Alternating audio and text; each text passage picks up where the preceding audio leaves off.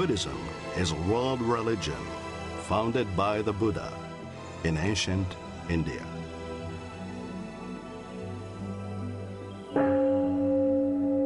Buddhists seek wisdom, meaning, inner peace, and freedom from greed, hatred, and ignorance.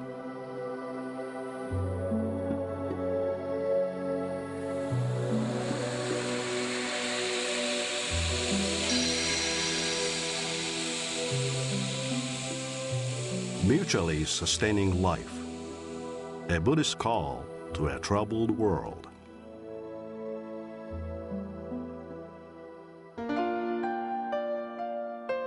People naturally fear misfortune and long for good fortune. But if the distinction is carefully studied, misfortune often turns out to be good fortune, and good fortune to be misfortune. The wise person learns to meet the changing circumstances of life with an equitable spirit, being neither elated by success nor depressed by failure. Thus, one realizes the truth of non-duality. Hi, how are you today? Hopefully, you have been encouraged by the upbeat messages of the sacred self and the Buddha nature in the past two shows. Today, we wish to explore another dimension of the teaching of the second mark of existence. Life is interdependent. So far, we have discussed three dimensions of this mark, which I'm calling cosmic, societal, and sacred. In the cosmic dimension, we learn how each of us is part of a supportive, interconnected cosmic net. Second, in the societal dimension, we saw that our failure or success in fostering the spirit of interdependence within global and local communities can respectively lead to either conflict or cooperation.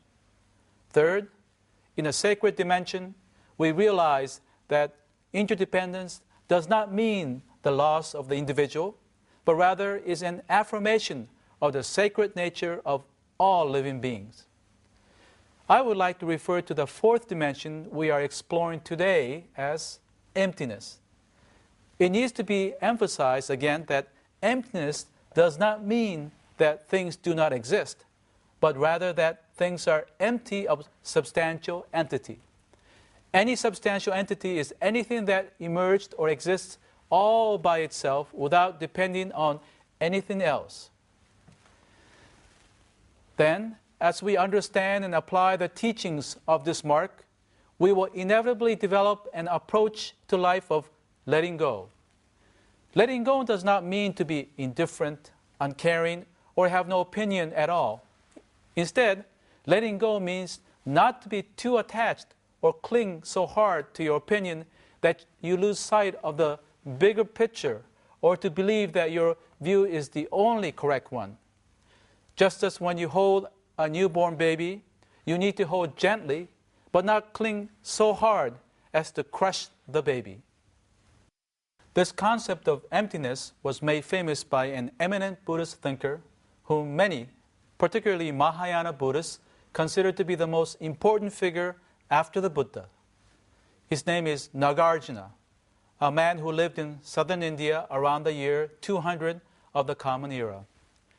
Despite his later fame, in his younger years before he became a Buddhist, Nagarjuna sometimes got himself into trouble. On one occasion, he and three of his close friends sneaked into the female quarters of the royal palace in hopes of seducing the women. They also wanted to test their magical skill by making themselves invisible. But unfortunately, they quickly learned their magical abilities failed miserably. Nagarjuna managed to escape, but the guards killed the other three. Though he escaped unharmed, the experience had a deep impact on him. He began to understand that selfish desire is a root of suffering and magical feats are useless. This understanding helped Nagarjuna to turn to the Buddhist teachings of the Buddhist path. Among Nagarjuna's many writings, the commentary on the Middle Way contains the following famous passage. Interdependent phenomena are called emptiness. The meaning of this statement is essentially the same as the second mark of existence. All phenomena lack substantial entity. What Nagarjuna did was to point out the relative nature of our experience. In other words, how I experience things is not absolute. For example, the same objects can be experienced differently over time, or the same object can be understood differently by different people. Demonstrating this point is a well-known story of the blind man and the elephant from ancient India. Once upon a time, 6 blind men wanted to know what an elephant looked like.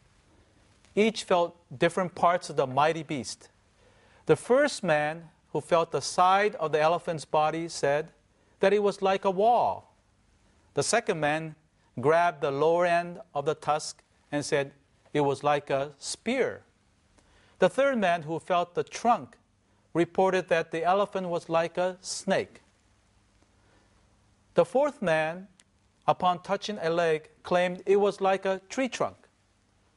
The fifth man, feeling the ear, said it was surely like a fan.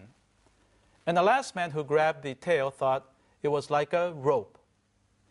So, we have the same animal, but 6 different perceptions and opinions. Such is the nature of our experiences. Due to our 3 poisons of greed, hatred, and ignorance, we are not able to see things as they really are.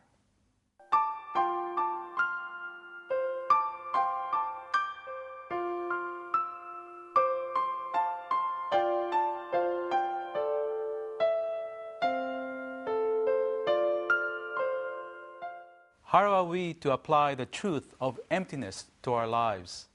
Nagarjuna's answer was don't be attached, but instead be open. He cautioned us against making hard and fast judgments to decide your likes and dislikes, and then basing your sense of happiness and unhappiness on them.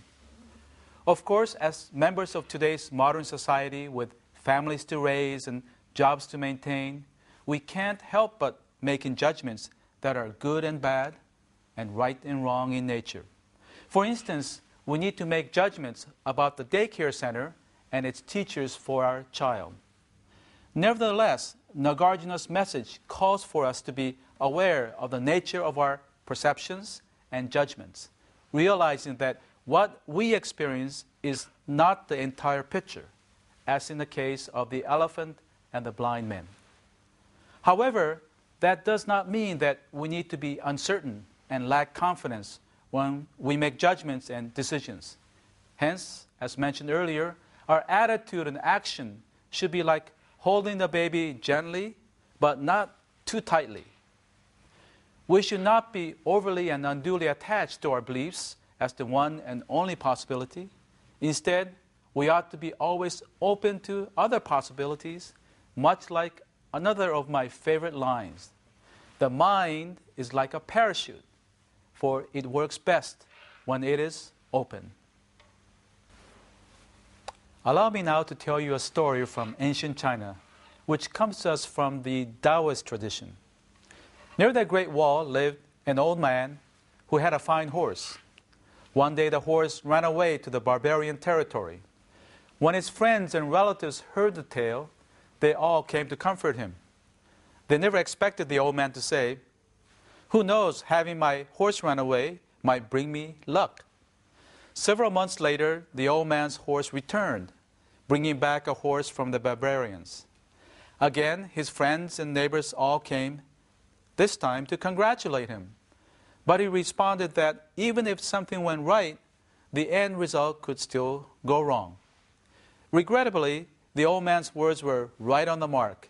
His son tried to ride the untamed horse, and it threw him off, breaking his leg. Again, family and neighbors arrived to express their sympathy. The old man told them, "Although it's too bad that my son broke his leg, it may turn out to be for the best." A year later, the barbarians attacked and broke through the Great Wall in force. All the healthy young men were called to war, and the vast majority was killed. The old man's son, on the other hand, was spared because his bad leg kept him out of the military service. This story points out that in all good fortune there may lurk bad, and vice versa, expressing the truth that good and bad fortune are relative, interdependent, and ever-changing.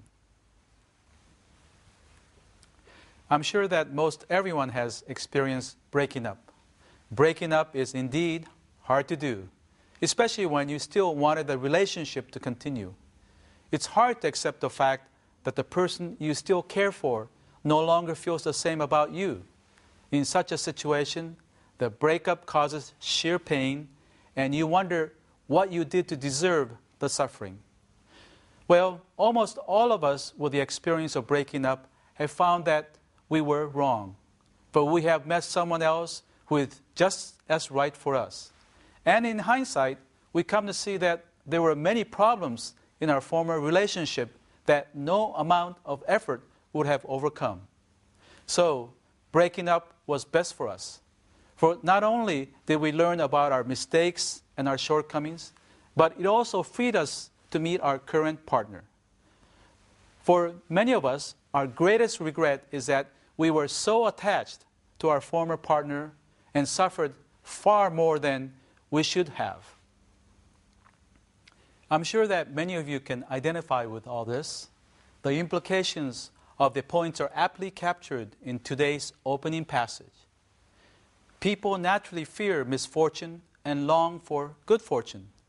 But if the distinction is carefully studied, misfortune often turns out to be good fortune, and good fortune to be misfortune. The wise person learns to meet the changing circumstances of life with an equitable spirit, being neither elated by success nor depressed by failure. Thus, one realizes the truth of non-duality. Well, I hope that you gain something worthwhile from today's show that you can learn from and apply to your own life. Please tune in next week, for I'm sure that our returning guest, Professor Gene Reeves, will have something worthwhile to share when we discuss Guanyin, the Bodhisattva of compassion.